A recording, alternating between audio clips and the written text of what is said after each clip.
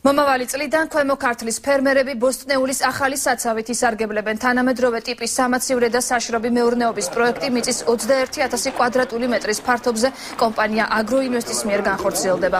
აგროსამრეწველო პროდუქტის საცავის სამშენებლო პროცესს კი ქართულ-აზერბაიჯანული კომპანია აკორდ ჯორჯია წარმართავს. სოციალური მხარდაჭერის პროგრამის ფარგლებში სამაცივრე მეურნეობის პროექტს ფინანსურად კორპორაცია სოკარი უზრუნველყოფს. დღეს საცავს საძირკველი ჩაეყარა.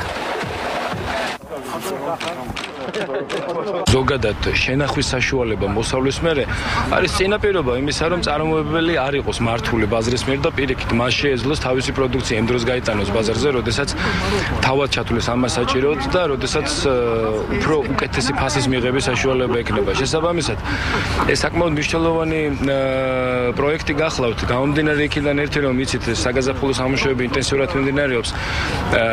შესაბამისად ველით ბევრად უფრო უკეთეს მოსავალს ვიდრე წინა წლებში, თუ რა თქმა უნდა ბუნებამაც ინება მხარდაჭერა ამ საქმისთვის. აქედან გამომდინარე ადგილობრივი ფერმერებისთვის ეს იქნება ძალიან დიდი მხარდაჭერა იმის გათვალისწინებითაც, რომ შემოთავაზება ფაქტურად ამ კომპანიისგან არის, რომ სიმბოლურ ფასად მოახდეს მათთვის მიქირავება სასაწყობე ფართის.